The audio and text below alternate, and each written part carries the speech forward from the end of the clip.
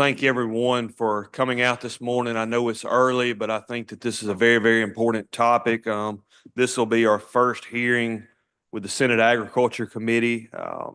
We got a lot of different presenters, and I know that time is an issue at this point, but we're going to start today with a list of speakers, and then we're going to pivot and transition at another day. So we're going to keep this going. This is the first part.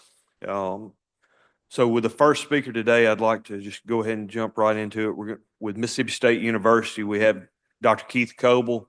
Dr. Coble. Thank you, sir.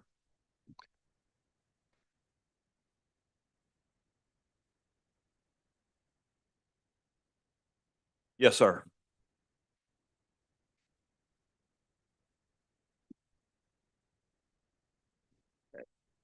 Yep. Dr. Coble, if you'd like to, you could use that microphone or.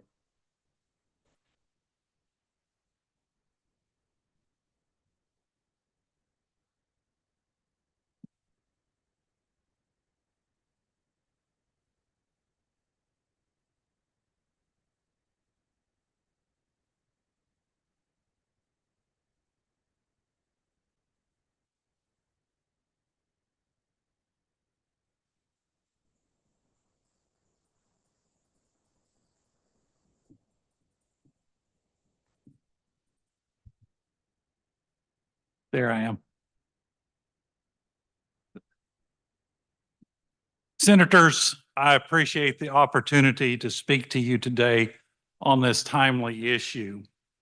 I appreciate the opportunity to represent Mississippi State as we discuss this issue as well. I want to introduce some of our leaders from the Division of Ag, Forestry, and Veterinary Medicine who are with me.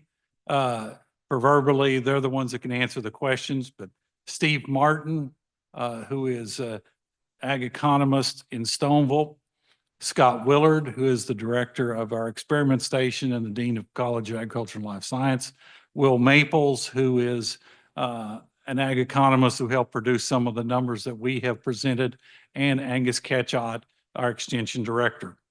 So we're happy to be here today. We're also happy to be here with our longstanding collaborators from the various organizations in the state that care about agricultural, forestry, and veterinary medicine. One of the things that I love so much about this job is the collaboration that we have in the industry. And this particular case of what has gone on with commodity prices in the crop sector is a perfect example of the collaboration that we go through. The first thing that I want to say very briefly is that you have a handout that Will Maples put together that talks about where we're at and where we are best guess that we are headed. We know that we had a very difficult year last year in the row crop sector. We are now in a situation where, and as we look into 2025, that we are likely to face a similar scenario. People like Steve and Will and others on our staff have looked at their data, they've done analysis, and they're going to affirm that this is a very difficult situation, that widespread crop declines that occurred last year after planting suddenly left our row crop producers in a situation where their input costs were high, their yields were high, but their prices were so low that they lost money. Our look to the future does not project any significant price increases anytime soon. And if we were to have a 2025 average or below yield situation, that this could be a catastrophic year. I also want to mention that the Mississippi congressional delegation led efforts to obtain emergency funding that resulted in what I will call a Band-Aid to get our producers from 24 into 25. Okay. But that Band-Aid really does not provide any protection for the 2025 crop. And these producers need a new farm bill. And that certainly the folks gathered in this room are working to see that happen. And they need it. This farm bill is already 2 years late, and it's probably going to take a while to pass another one. So from the federal level, there's going to be a lot of work to try to ensure that that safety net provided by the Farm Bill is there. But it probably, in my estimation, and having worked there, I don't think a Farm Bill is going to happen before later this year. We'll be harvesting before we get a Farm Bill done, in my estimation. One of the things that I want to point out, and this has given me an opportunity to think about what we do in the Division of Ag, Forestry, and Veterinary Medicine. One of the reasons that I was drawn to work in the ag sector is because I knew it was risky. Our farmers face uncertainty and challenges, and 2024, it was the row crop sector. But we have farmers producing crops subject to rain, wind, hail, storms, tornadoes. They are not producing crops in a manufacturing plant. That is the nature of our agricultural production, and it's a problem for us. And they're producing commodities that are priced in a world market that they do not control, and very few of them have a branded product where they can maintain some kind of control over the price. Corn is corn is corn to a large extent. And thus our producers are facing those kind of challenges, and it was really a price challenge that occurred last year. But when we think about what we've encountered just in the short time that I've been in my role at the university, last year it was the crop price decline. The year before it was the drought in South Mississippi. Sometimes it's tornadoes ripping through our rural communities where we are out there trying to help. And our folks are working on the avian influenza problem all the time. And in fact, it is due to their efforts working with the state veterinarian and others that helps prevent us from having a worse situation with avian influenza. So rather than spending a lot of time reviewing what happened in 2024, and you can refer to Will's document to get more details on this, I sat down and thought about what do we need to be doing now going into 2025. One of the things that I will say is that we need to be training farmers to be better record keepers. We've got our university budgets that we do, but there is a difference between being able to do your income tax and fill out a Schedule F and have the management record detail so that you know what it costs you to produce a bushel of soybeans. We've got one person that we have devoted to that who is now working on a grant fund, supported by grant funding, that is working on trying to help teach farmers to be better record keepers. And we've got many in the state who are doing an outstanding job, but we need more doing so.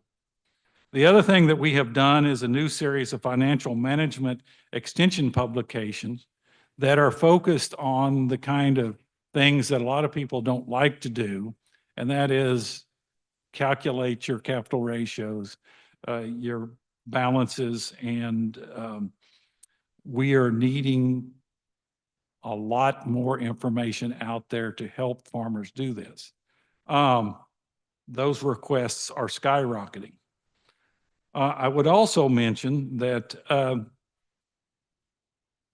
we have seen a significant uptick in the demand for our information for planning.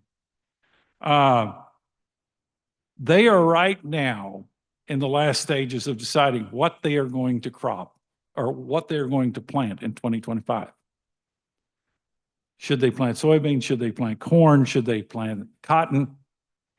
These are key decisions in terms of their profitability in 2025. And we've had a significant uptick in information demands in that front. Just last week, we had a conference on the Outlook conference on campus that had record attendance because people are so concerned about those issues at this time. We also had over 700 people show up at the row crop short course where we also talked about those issues. They know that they're going to have to be better managers in these tight times.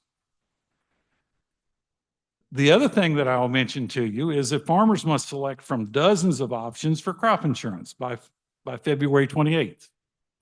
In terms of protecting themselves from declining prices, declining yields in 2025, they're going to have to make choices, and they turn to Mississippi State to give them unbiased information about those products and what other options that are out there.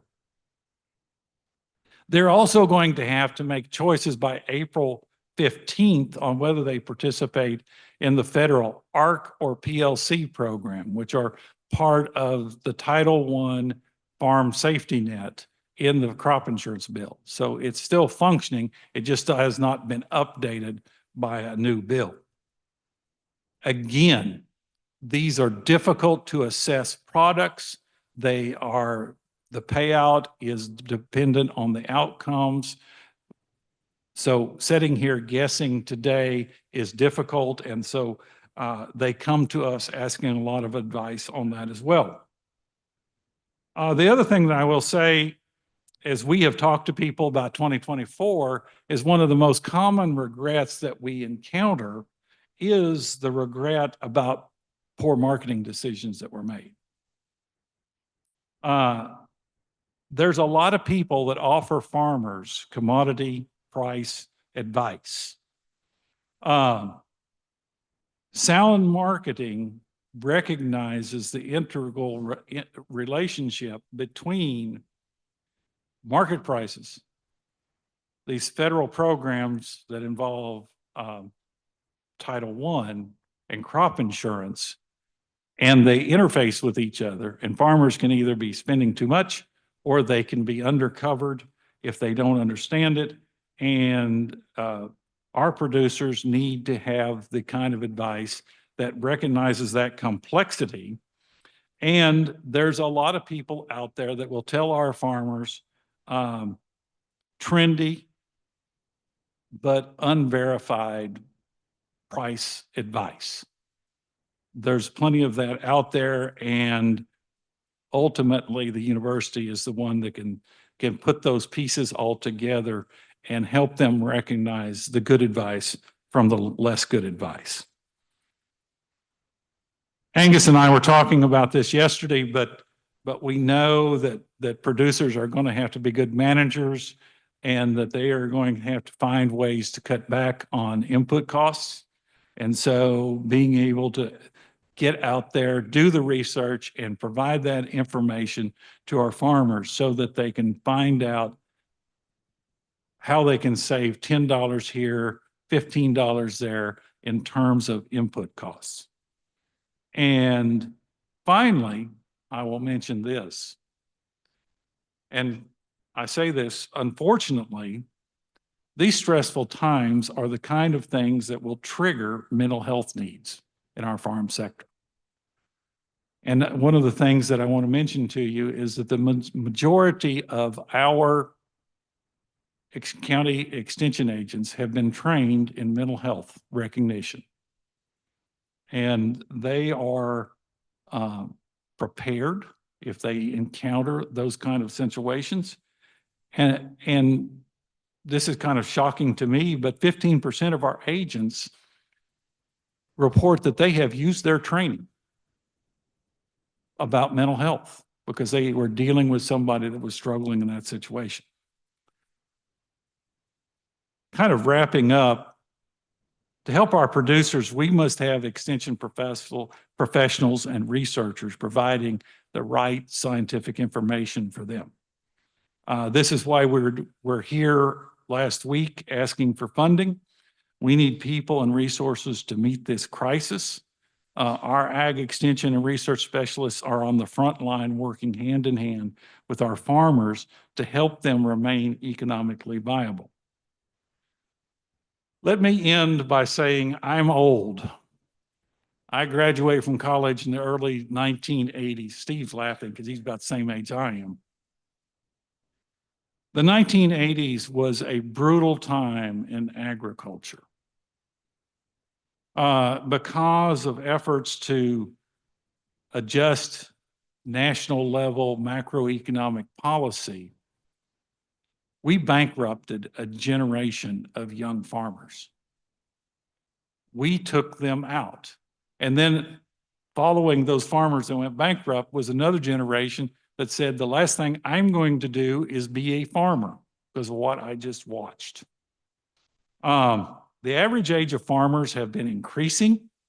We need a next generation. The good news is that we have a next generation. Our farm organizations are all focused on the next generation. I know we have some amazing farm managers and we have some amazingly talented young farmers in this state because I taught many of them. And I talk to them. I run into them at meetings and we discuss how they're doing and how they're surviving. Okay. But if they have not had the time to build the equity to survive this current situation. And I think the thing that we need to be thinking about as a state is that we need to make sure that these young farmers survive, take over our land, manage it productively for the benefit of our state, for the benefit of our rural communities, and to maintain our culture that is so important to the state of Mississippi. So those are my prepared statements. I'll be happy to take any questions. And if I don't know the answer, I'm going to defer to my group over here.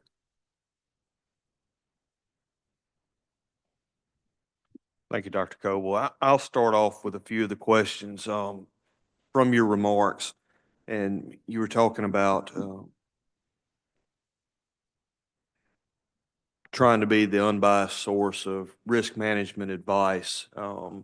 That was one of the things that I heard from you. And then also showing the research-based guidance to try to help eliminate or reduce input cost, showing where you could put where would that information be found for our farmers who may be listening across the state? Would that come through extension, or where would they go to find that type of information? In many cases, they will. We've also got research variety trials that the experiment station does. But Angus, you want to talk a little bit about what extension is trying to do? So on the extension side, obviously one of our main purposes is a channel or an avenue to get this kind of information out. And there's a lot of sources. Of course, social media has exploded in the last 5 or so years. We use that exclusively. There's a Mississippi crop situation blog, has over 3,000 subscribers, where all of the latest information is routinely put on there. It's sent out once a week with very timely information that all of our specialists contribute to. We have a very popular podcast. It's already had several million downloads, the Crop Doctors in the Delta. We have many ways to get information out. That is just a few. A lot of it, though, on the extension side is still boots on the ground relationships, phone calls, those personal relationships that our extension agents in the counties, our specialists have. A lot of that happens through personal one-on-one relationship as well. But we have many avenues of getting it out, many. Thank you. Open it up to the committee. Anyone? Senator Baer. Dr. Cole, thank you for being here today. Y'all have always been a valuable resource for me and for farmers across the state, and we appreciate the information you provide us. And looking at the economic pressures brief you gave us here today, and I know this row crop producers are particularly struggling, and not in any way to take focus away from that. But also our cattle producers, our poultry farmers, would y'all be able to produce something similar to that for those commodities as well to provide us back to the committee? Well, we will ask Will's brother to get on that tomorrow. And you didn't mention it, and we talked about input cost, and something that I hear from farmers across the state is the concern for rising property taxes. Mhm. Can you speak to that? Well, I think that's a major part of farming is ownership or rental of land. And property taxes are a significant part of the cost of ownership of that land. I own a farm in another state. I get my property tax bill every year, and it's a significant part of the rent that I receive. I think that's true in a lot of cases here in the state. And so property taxes, I will say this in general, you have a lot of very rural counties where there's not a lot of assets to tax other than farmland. And so it's a significant part of supporting local and county governments. Unfortunately, I believe that's accurate too. And you closed talking about the younger farmers and not having the equity to survive a kind of a downturn. What about cost to entry for our younger farmers? That's one thing I hear is that they just the cost of the equipment, the land, or the rent, or the input cost are just such a barrier to entry. Is that an accurate statement? Absolutely. And one of the things that I failed to say, but it is true, is that almost every one of the young farmers that I know has family. It's an intergenerational transfer. And I would add that we need to be focusing on intergenerational transfers and making sure that's done well. But also, whatever we can do to help young people that want to enter agriculture be able to do so. And that's going to require a significant effort on the part of lenders, educators. Can they acquire the resources to enter an industry that they have a passion for? And I know at the University, Scott, with the College of Agriculture, you've got lots of young graduates that would love to enter agriculture, but it is a challenge for them to acquire the resources they need. And one just real quick question, I'll quit bothering you. Do you know the average age of farmers in the state? I think it's around 60 and it's going up. Thank you. Senator Chesno. Thank you, Mr. Chairman. Dr. Cagle, I was interested by what you said about record keeping. Okay. So I did a quick survey to a graduate of Mississippi State University who is currently running a trucking company up in Knoxville, Tennessee. But she was an animal science graduate from Mississippi State University. And I asked her if she had any classes that were particularly helpful with record keeping. So she graduated about 25 years ago. It's my Okay. daughter. She said, I took ag business management and ag econ. The helpful classes I took were accounting 1 and 2. And for this business, the trucking business, she said, being a youth leader, camp counselor, and mentor to younger people has by far been the most beneficial thing I ever did as far as helping you run a business. And then she said, and again, if many of these farmers had been enrolled in 4-H or FFA as a kid, that would have been helpful. So remember the books we had to keep? Yeah. So that's just a testimonial from one of your graduates that was willing to share her thoughts on it. And as I say, she graduated with a degree in animal science and is still involved with the equine industry. but her day job is running a trucking company, which they haul agricultural products. So I guess you could say that that is part of our industry as well. Well, and this is the reality. My father farmed his entire life. He was a dairy farmer. My father couldn't balance a checkbook. My mother did that.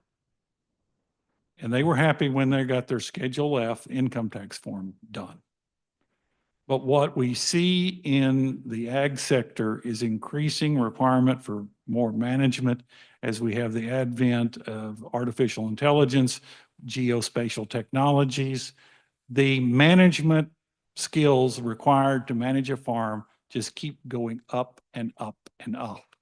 Some of our best farmers really can tell you how much diesel fuel they used on their soybeans versus corn. Steve is not easing head yet. That's where we're headed. It just requires more and more management skills.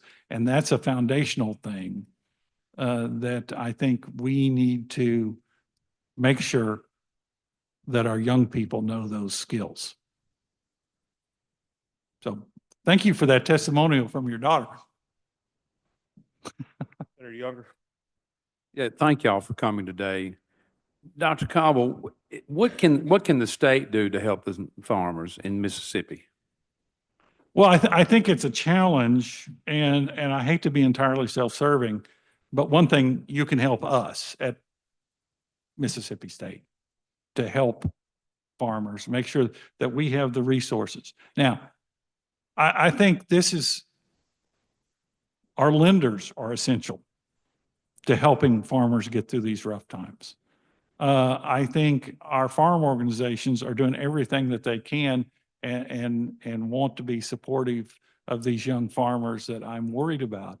But I think there are opportunities, say, for example, intergenerational transfers of assets, helping families figure out a way. I've talked to farmers that are very successful, big farmers who say, I'm getting out. And I think one of the other things that we need to consider is if they do choose to get out, what are they going to do with their land? Is it going to be bought up by solar farms, or are they going to be bought up by, and I think more likely, investors, life insurance companies and things like that, which, that's a market. But it also, in some of those cases, those folks are not going to be a part of that real community. I farmed 650 acres last year, and I hired it custom work done. And it's really cheaper than going out and buying a $500,000 combine and doing 650 acres. And But that, I made no profit. And to me, when I first got down here in the Senate, for 2015 was my first year, and we had a bumper crop. The corn was, what was it? It was dead gum $7, $8. mhm. Beans were 13, 14. And of course, when that happened, the inputs shot up and they never go back down again. Just like farm rent, when the guy that owns the land, he's renting his land to the farmer, things look good. He bumps up the rent. He doesn't go down. My father-in-law is one of them. And I told him this year, I said, look, Goody, that's his nickname, Goody. I said, Goody, you need to find another farmer to farm it because I don't want to do it next year. I have cattle, but it's really tough. And that's why your average age of a farmer is close to 60 years old. Mhm. Absolutely. And I think that one of the kind of things that you're talking about, such as renegotiating a rental agreement. A lot of people have not done that. They don't know how. What are the options of what a rental agreement could look like? Those are the kind of things that farmers need help. They need to know from financial advisors, what could this be? What is a fair rental agreement on that piece of land? Well, another thing is, land taxes go up. Well, the school board can trump the supervisors on raising the land taxes. I kind of think that's awkward. It's really tough. And the only thing I can see that we can beg for is our congressmen and our senators to beg for a low-interest loan for our farmers in the state. Because I don't see that we can do anything. Okay. And I You think, can keep the best records in the world, and it ain't gonna help if your inputs are high as they are. But thank you for coming. yeah, fair point. Dr. Coble, I'll end and, during all this, and I've been getting text messages from back home, so I've got several people that are watching this. So, you made the point about needing to be better record keepers. And then I heard Senator Chasnall's daughter's experiences. I don't think that what you were saying is that farmers are necessarily bad record keepers. And you hit on a little bit further about the future of agriculture and how it's constantly changing with the technology and how everything is going. So just want to reiterate, you're not saying at all that they're bad managers, just we should No. all strive to be better and that technology is going to change. But Senator Younger has a wonderful point as well.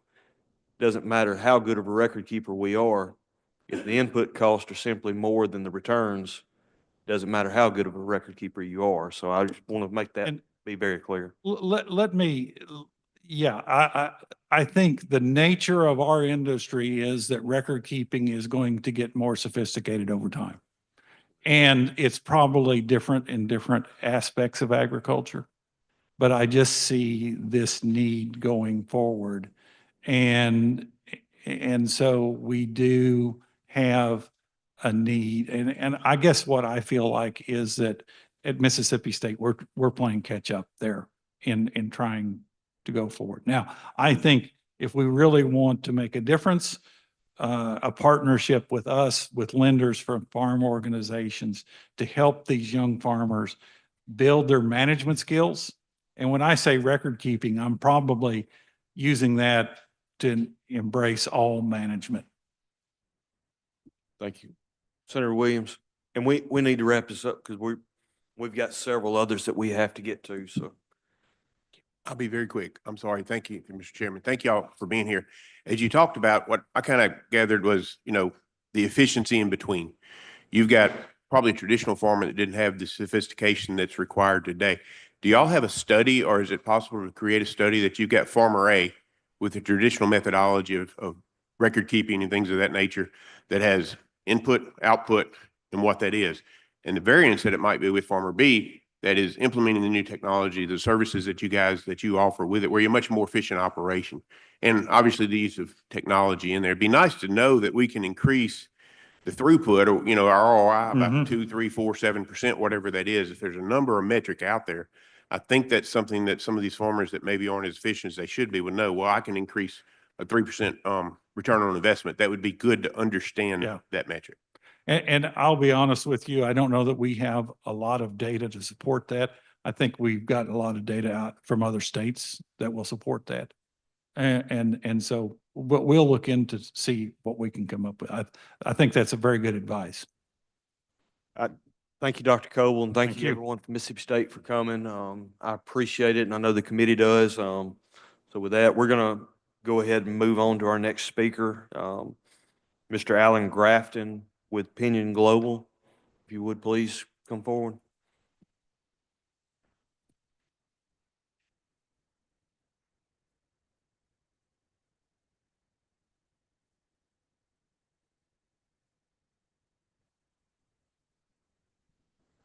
Good morning. Thank you Morning. for the opportunity to, tell there was a clicker. Great, thank you.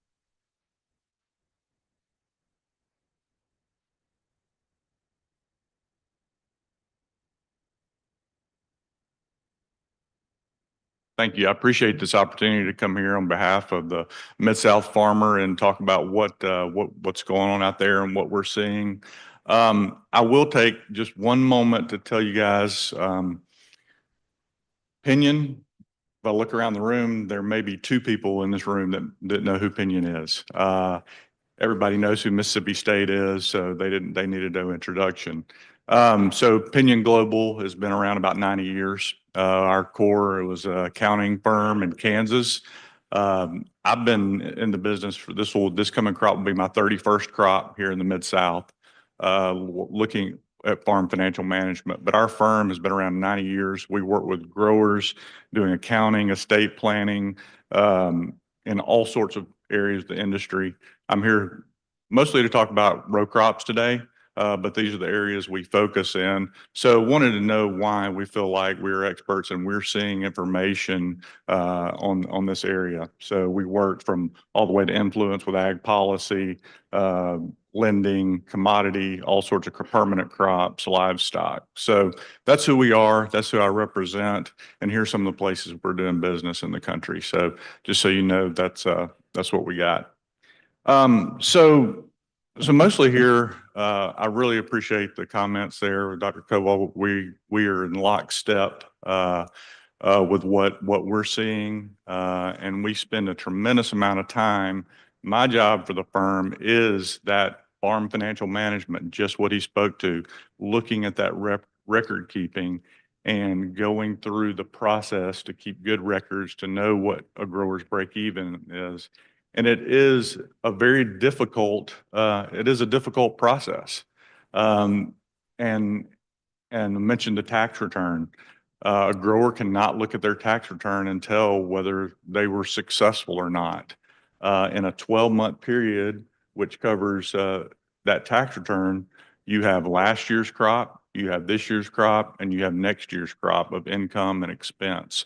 So there's no way to take that information and ascertain how successful the operation is. So that's why we need good record keeping, good managerial books. So our cash flows for a crop year accrual run 18 to 24 months by the time they spend the first dollar on that crop and receive the last dollar, whether that be from crop insurance, from crop sales, or some sort of government subsidy program that comes in. So we spend a tremendous amount of time looking at that and making sure our growers have that good information. So that's what we do, and that's what I spend most of my time doing with the growers all over the country, but majority here in the Mid-South.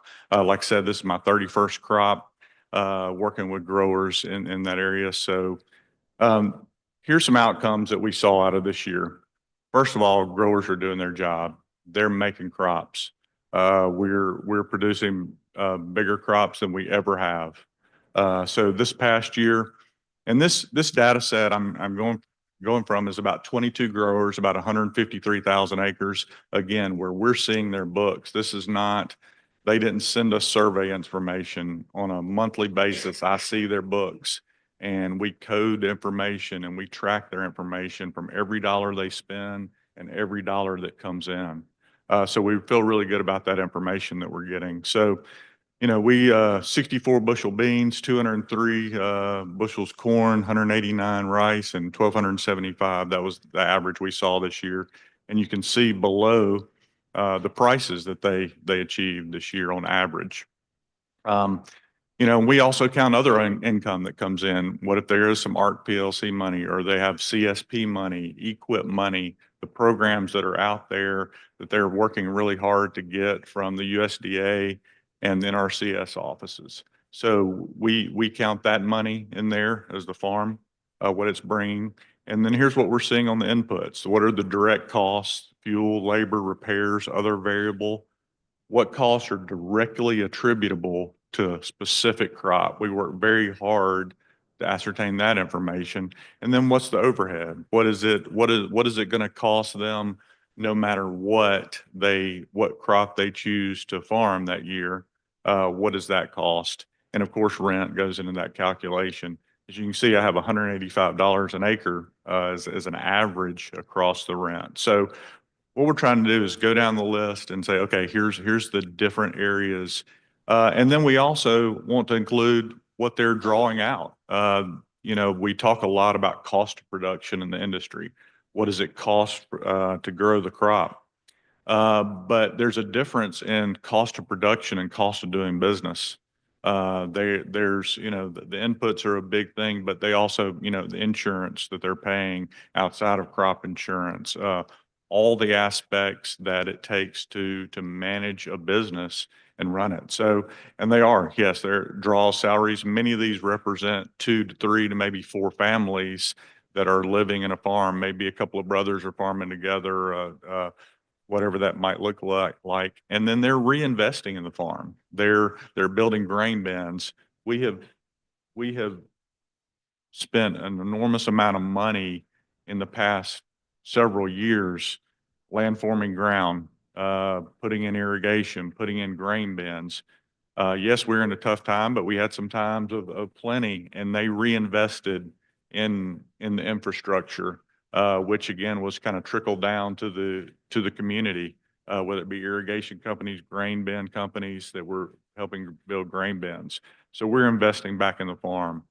But this was again at the bottom line. You can see these were the losses that we saw on average: $161 an acre, pure cash loss after all that. So what their working capital was reduced by, and that's one of the things we spend a lot of time is looking at that top side of their balance sheet to see, you know, what their working capital, how did that change from year over year.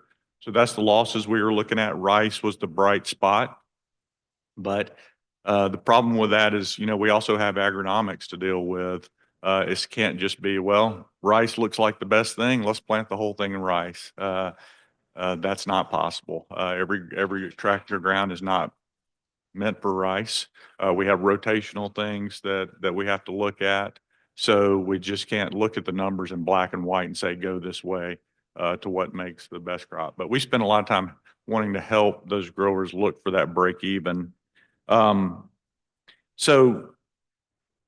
you know, these are the costs we're dealing with. They have to deal with rotational purposes. The table over here, if they have share rent, which is fairly common, those costs go even higher because that rent is coming out of that gross income produced.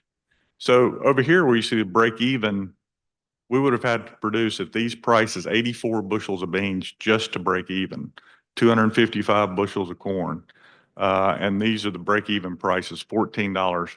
Well, if these costs continue and we have no reason to believe that they're not going into next year, those are the break-evens we're looking at. Well, we're pretty, if anybody's looked at the Board of Trade of late, we're way behind those numbers. So the 2025 projections are not looking good. I was with a grower just 2 days ago, a 20,000 acre grower. So even growers that have economies of scale, right now we projected their loss is on average, and they're growing all 4 of these crops, on average about $140 an acre. And we're projecting right now going into the year that they're going to lose $3 million.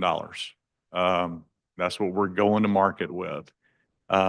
So, you know, what can we do? You know, we're talking to them about better management. Where can we cut costs? Where can we be more efficient? What can we do? How can we be better marketers? You know, so it's a 3-legged stool: yield, price, and cost. So each of those, what can we do? How can we affect change, so they can do better? So just, these are the numbers that are kind of staggering when you look at this and what it means to our economy. So those 22 operations in the Delta region, and I will say these are not all Mississippi. This is the Arkansas Delta. This is all same, you know, similar ground, similar weather patterns, but that Delta region of 153,000 acres, we got about $22 million of cash loss in that, about $146 an acre. That is a big number to think about, is that loss. It's staggering. The bigger number is what those 22 farmers spend. Those 22 farmers spend, when we do their budgets, $158 million. That money goes to fuel companies, goes to seed, chemical, and fertilizer companies, goes to landlords, all the things that they see on their P&L, it is the definition of trickle down. That money is going and being dispersed to the community, to the labor force in all the communities that they're growing. So that's the scary part is, to me, is, what if these folks don't make it? What if they go out of business? And it's not, somebody else comes in and takes over. It's not like they have a new formula. They have the same yields, the same cost, and the same price. So it's a little scary. So, and that total calculation, if you start looking at it statewide with roughly, I looked up, about $3.5 million acres of those crops in our state, that's a 550 million total loss. Now, some of those are hill farms, which may not, it does not cost as much to produce. The irrigation's not there. Maybe they're not spending the money, but the majority of those acres are in the Mississippi Delta.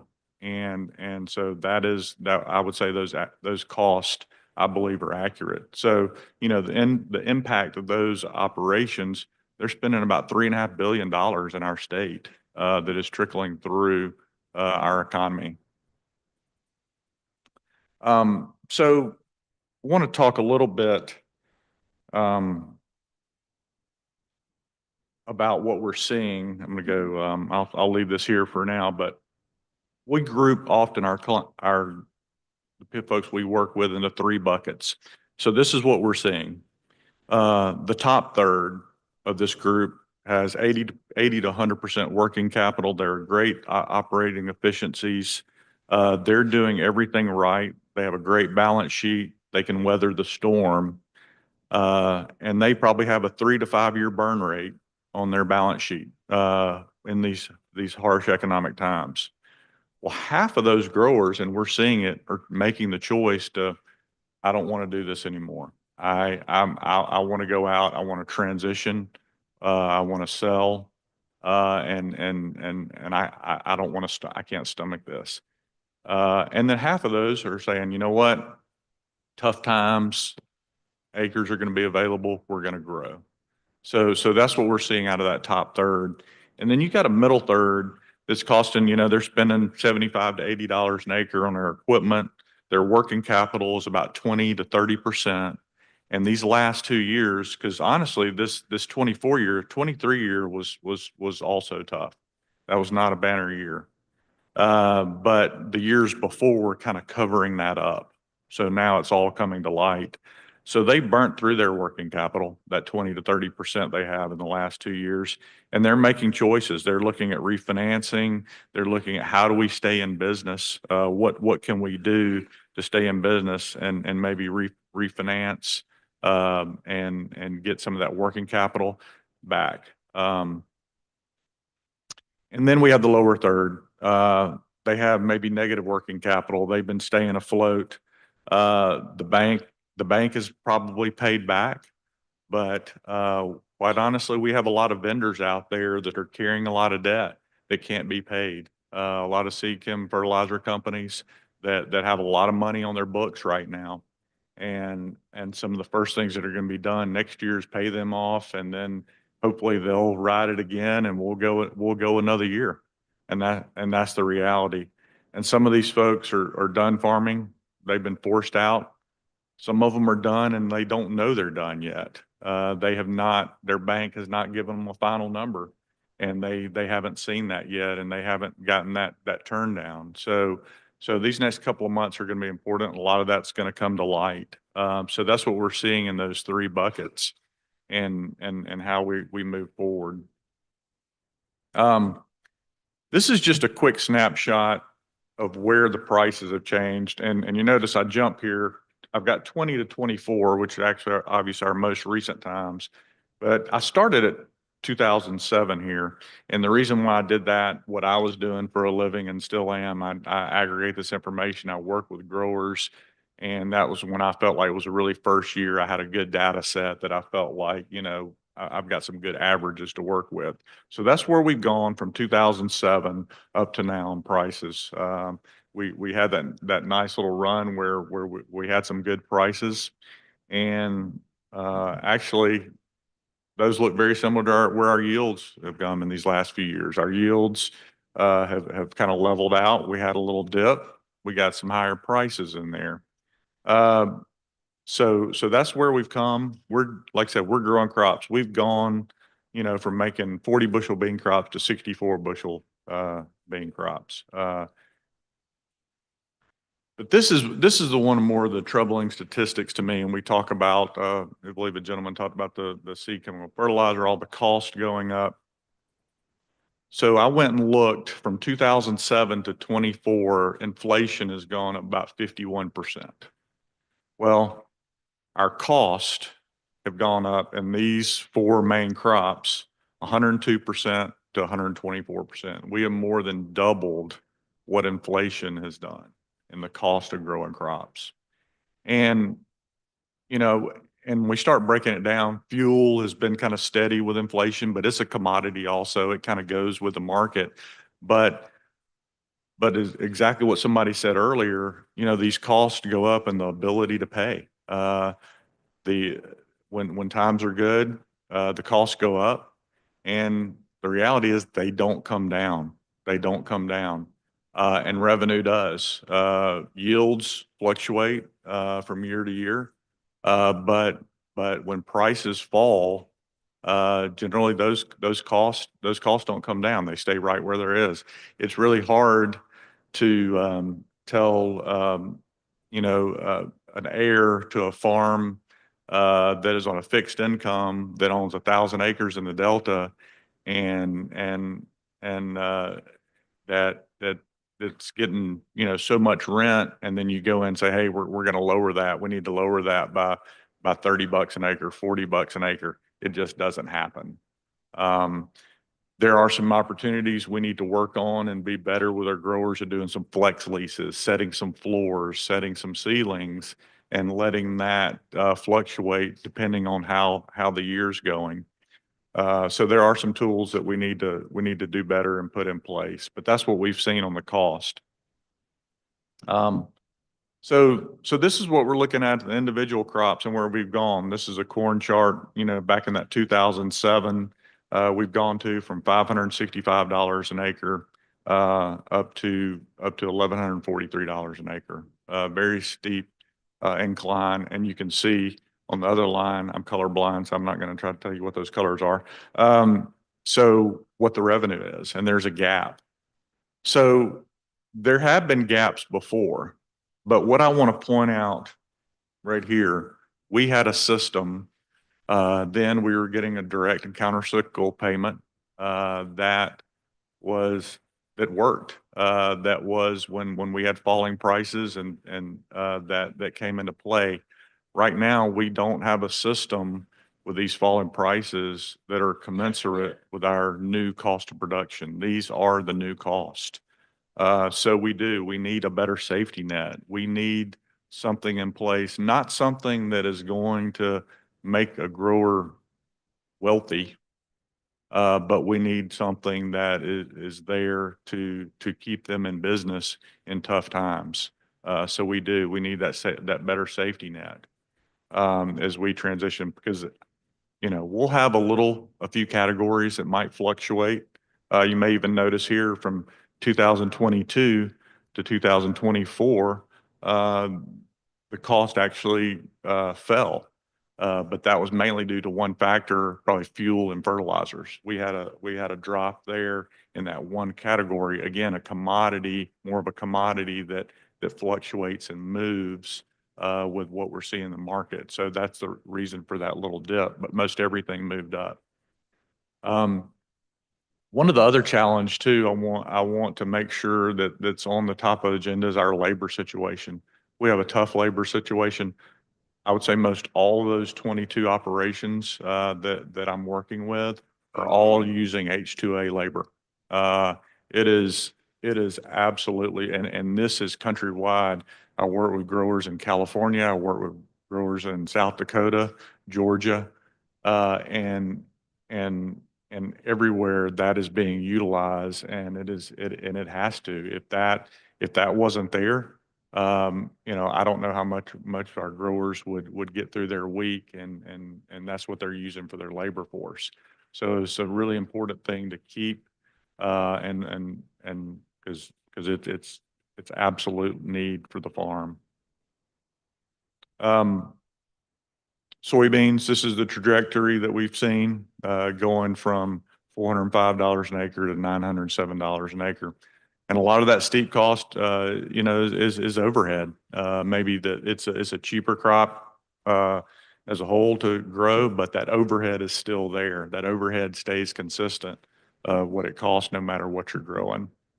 Cotton, we've seen an absolute, lines going the wrong way on that one. They're even getting further away.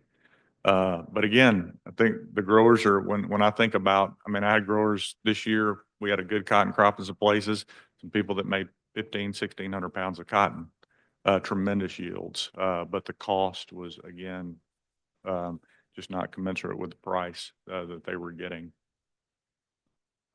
So these are several sides. Rice has been the most consistent, in, as you saw earlier, it's kind of tracking. And again, that's probably due more to, it's on the board, but the price has just stayed a little steadier, and been commensurate with that cost. So it is the one crop that's that is tracking. So, you know, these are the numbers that we're seeing, that we're taking, again, straight from the books. Talked a little bit and spoke about the transition of the, you know, we have an estate tax is going to be sunsetting here at the end of 2026, going from nearly $14 million per person down to $7 million. With land costs these days, it doesn't take much to get up to $7 million of land. So we need to keep that. We need to look at that and keep that commensurate with on a farm, what that value of those assets are, so they are able to pass these lands along to their heirs. So taxes will not be a burden on an estate, that the farm does not have to be sold. So we need to, hopefully we're really looking at that as we move forward in the next 2 to 3 years. So those are what we're seeing in the economy, and I believe to be true. I think we can defend all these numbers. But my biggest concern is as we go into next year, you know, right now we're looking at a repeat. You know, we're absolutely, if we repeat the same and have the same good yields, we're looking at the same cost of production. And we work with our farmers and talk a lot about, you know, there's not a silver bullet. They've got to do their job. They got to be efficient. Where can we trim? You know, is this a luxury or is this a necessity on the farm? Really looking at every purchase they make, from equipment to inputs, and making sure they're being as efficient as they can. And so we're working with them and hopefully helping them be that better financial manager. So, if anybody has any questions, I'll be more than happy to.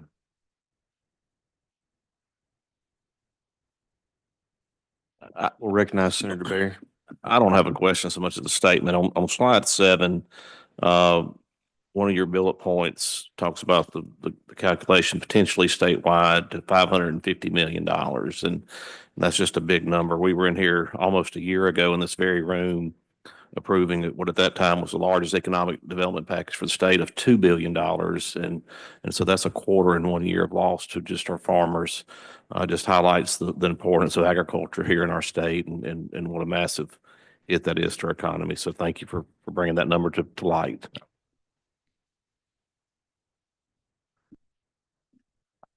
Mr. Grafton, I appreciate you coming.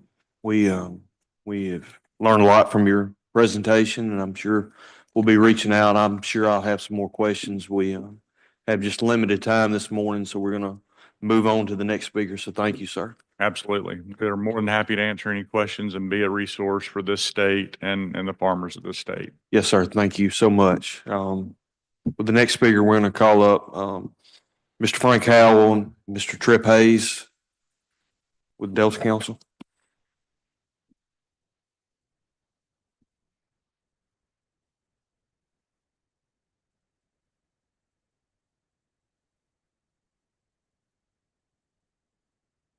Delta Council appreciates the opportunity to be here and share our thoughts with you.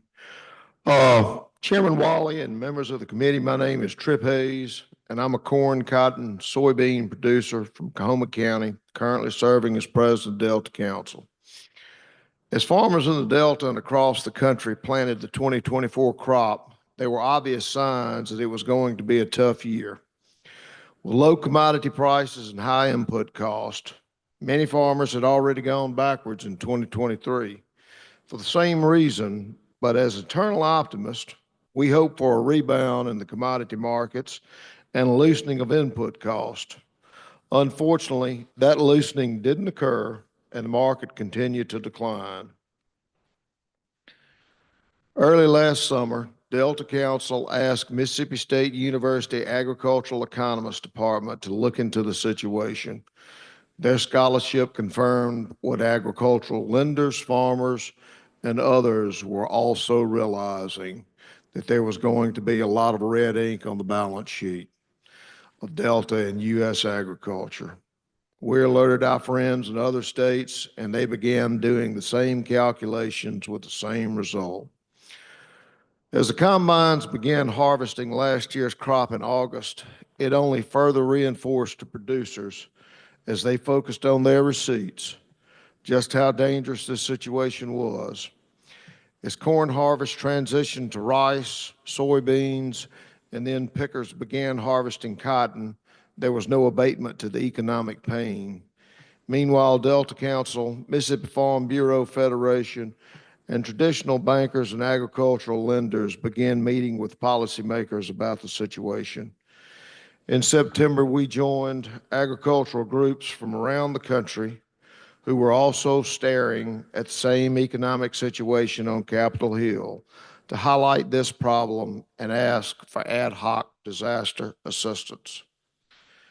After a lot of negotiating during the last days of 2025, Congress approved a bill that provided a welcome degree of assistance from the federal government.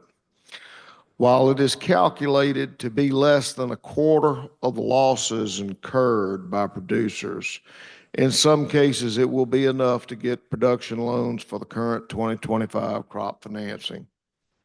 Delta Council wants to thank our entire congressional delegation for stepping forward and voicing their concerns to the colleagues and the American public, the severity of the situation in rural America. We want to particularly point out the heavy lifting that two members of the Agricultural Committee did to make this effort possible.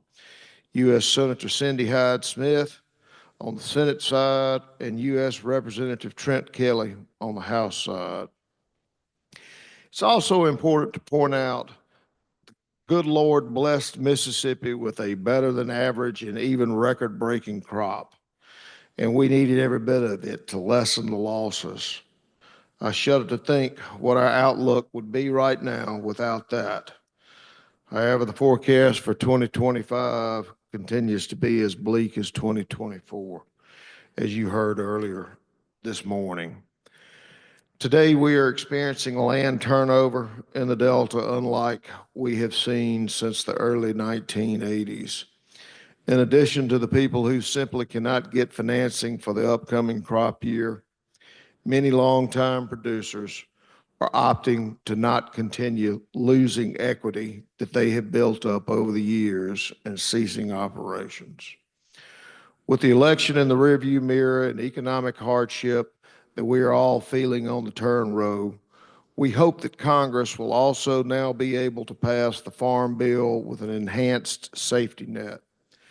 While a new farm bill would not necessarily have erased the situation we find ourselves in, it will help beginning with the 2026 crop. And there are also so many other components of that legislation that are critical to rural America. We appreciate this committee and our entire state leadership for the understanding and support of the hardships Mississippi's largest industry is enduring. As we all know, the mechanisms that drive production agriculture are determined at the federal level, but there are plenty of other things that can be done to support this industry at the state level, including a continuation of sensible regulations and conservation practices that protect the long-term health of Mississippi's land, water, air, and communities that depend on our input. As an example of this is a bill that has been introduced this session that we strongly support. Senate Bill 2472 by Bryce Wiggins and House Bill 1221 introduced by Chairman Paget on the House side.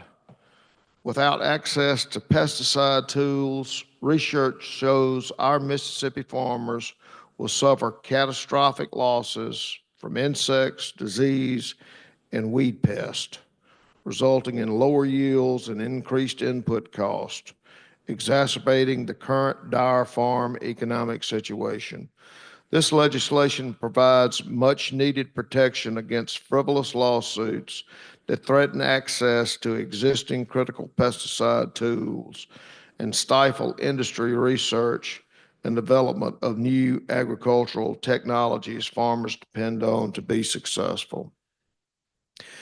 Delta and Mississippi Agriculture rely on Mississippi State University and Mississippi Extension for our research, education, and economic needs. Delta Council feels like the support of these efforts from the Mississippi Legislature is one of our top goals annually. We know you have already heard from them this year and urge you to continue your support of them.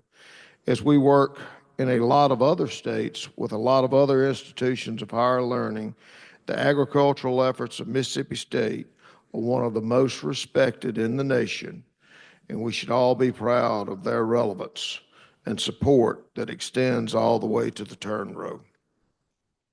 The maintenance and construction of roads, bridges, and other infrastructure that allow us to effectively produce and deliver our crops. Economic development initiatives that understand rural agricultural communities and help foster value-added agricultural opportunities. Place more emphasis on Mississippi's award-winning workforce training programs to look at the opportunities in agriculture that are already located and doing business in all 82 counties of Mississippi. Access to functioning health care is a big concern for the thousands of farming operations in the Delta. If we are going to be able to continue effectively working the land, our employees and our families need access to health care. Delta Council has spent a lot of effort in this regard with no success to date, and we hope lawmakers will turn their attention to ensuring that rural communities have an enhanced access to decent health care that makes sense and allows people to continue living and working in our rural areas. As the state looks to change its tax policies, we ask that the legislature ensure that agriculture is not the victim of unintended consequences or that the tax burden gets shifted to the goods and services power our industry. While this is a complex relationship, as you all know, we have been vitally concerned about our staggering increases in property taxes at the local level. Mississippi's rates are the highest in our surrounding area, and further increases in these property taxes will make Mississippi agriculture uncompetitive. Thank you for allowing us to be here today, and thank you for your efforts on behalf of Mississippi agriculture. Thank you all. Thank you, sir, for coming. I appreciate the testimony. A lot of good points that you made about the dire situation that we're facing today, from commodity prices to input prices to things that happen at the local level and things that happen here at the legislature. I appreciate that. Anyone for any questions? Looks like you got off the hook pretty easy. Looks like it. Thank y'all. Thank you. Next speaker we have will be Mississippi Farm Bureau, Mr. McCormick, if you would.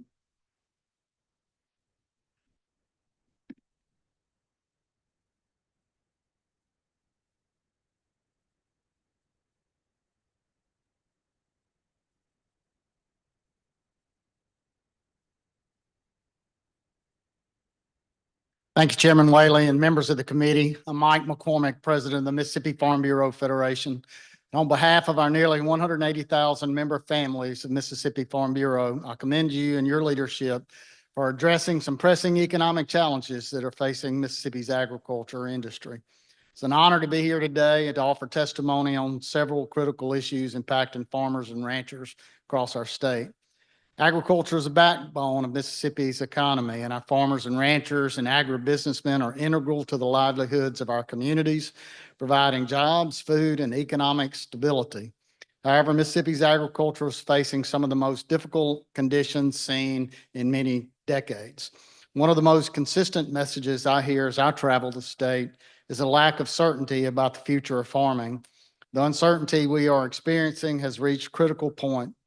From the smallest family-owned farm to the largest commercial operation, the challenges are profound and far-reaching. In early March of '24, farm lenders and farm credit institution and agricultural retailers began reaching out to us, expressing concerns over the financial viability of farming in Mississippi. In August of '24, we took those concerns directly to our congressional delegation. The dialogue led to the passage of a $10 billion economic stimulus package for U.S. agriculture in December as a vital first step in providing relief. But it's only a first step. The economic headwinds facing agriculture are severe and persistent. Rising input costs and labor shortages, unpredictable weather patterns, and global market volatility are all contributing to a situation that is quickly becoming unsustainable for many farmers. As much as our farmers are resilient and adaptable, we are now at a tipping point. I provided you with some slides today from Dr. John Newton with terrain analysis.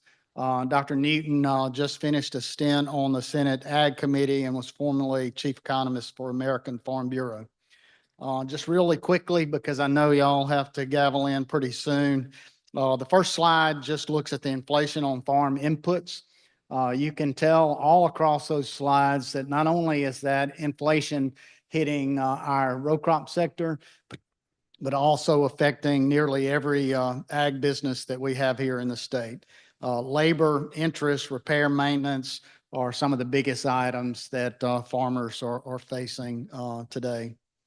The second slide that you have before you just talks about the level of farm profitability or the lack thereof during the 22-23 crop year. We've lost $43 billion in agriculture during that time. It's a 22% decrease nationally. If you look at us here in Mississippi, we're slightly above that national average at 24%. The next slide, on slide 3, illustrates an out-of-date farm bill.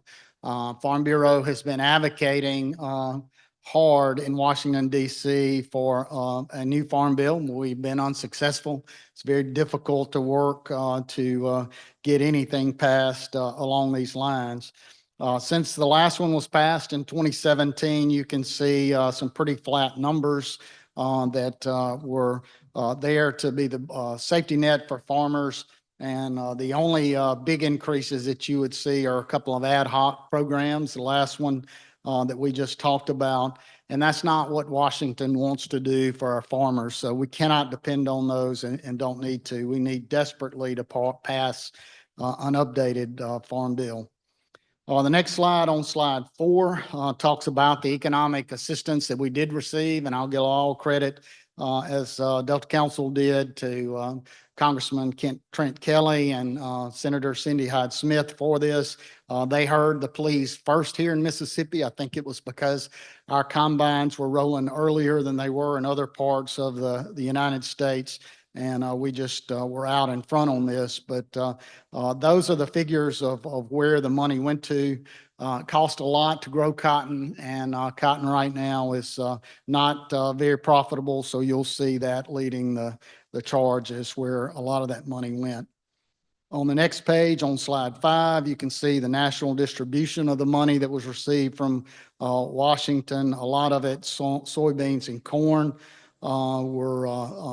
came to Mississippi, but a lot of that was sent out to the Midwest.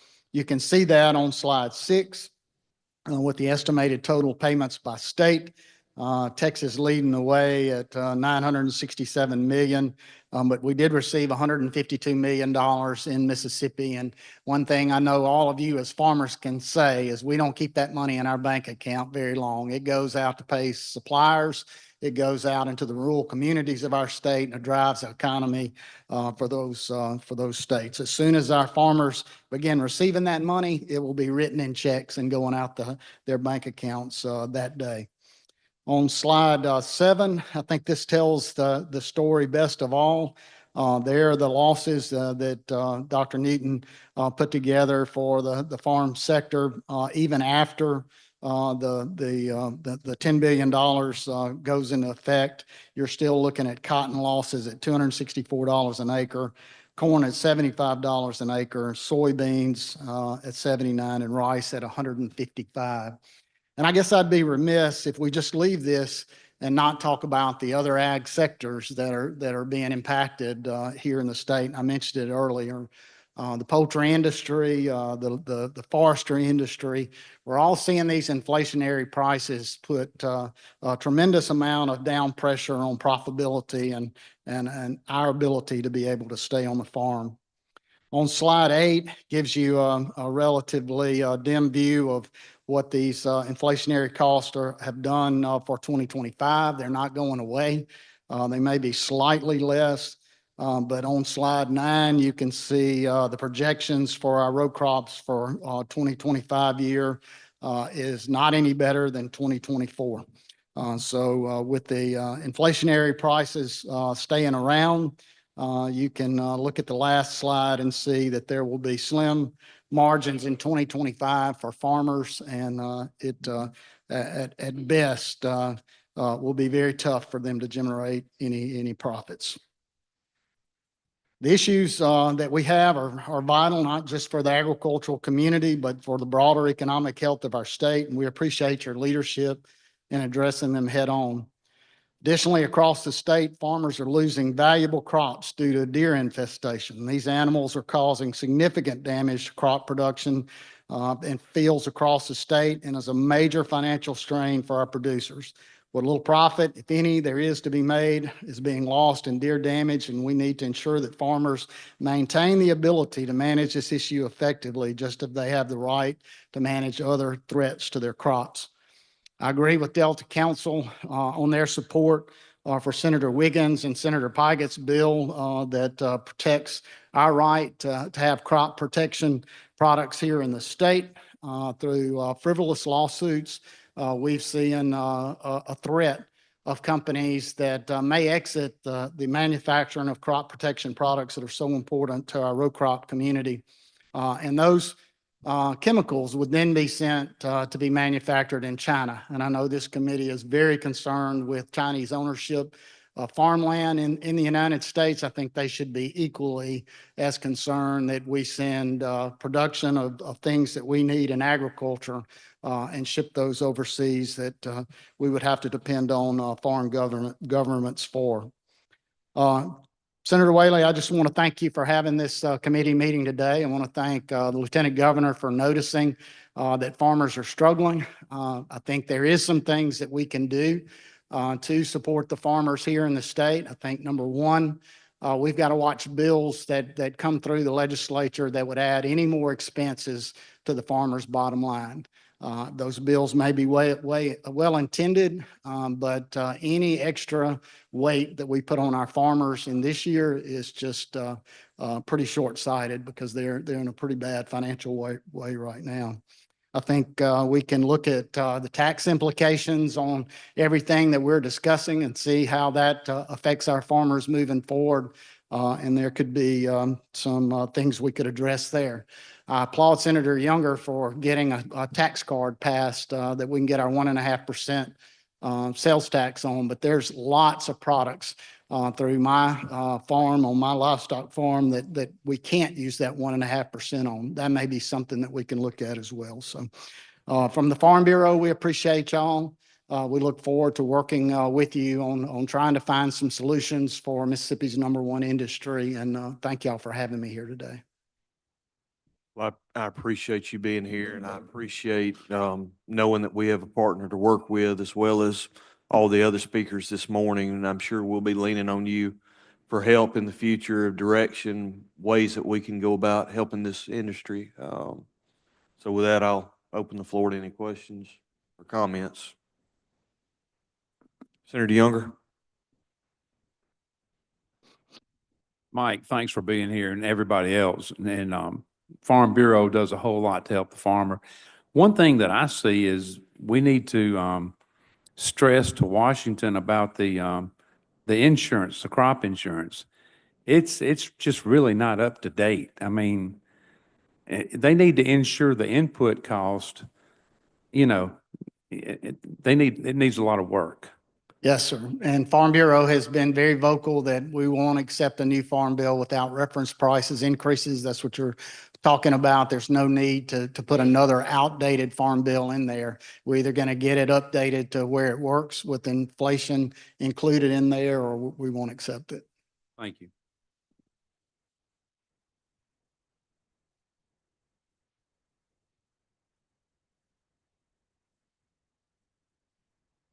Thank you, Mr. Chairman. Mr. President, Yes, sir. with the various things that's been happening in California in reference to the wildfires and things of this nature, do you see that affecting us under the umbrella of Farm Bureau? Well, it's the wildfires right now are centered in a metropolitan area. Senator, as someone that runs an insurance company, I can tell you that somebody insures all of that out there, and it goes back to a reinsurance market somewhere. So at some point in time, it'll be reflected in somebody's rates, whether we lost that money or not. So it's concerning from a global standpoint of how much money is being lost in the insurance sector, because it certainly affects your rate somewhere down the line.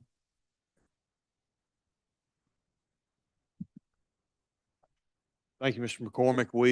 We have unfortunately ran out of time this morning, so we're going to have to call it short today, and we'll reschedule with our final speaker for the next meeting. I appreciate him for coming. I'm sorry that we weren't able to get to you today, but thank you everyone for coming today. Thank y'all. Thank you, Mr. Chairman.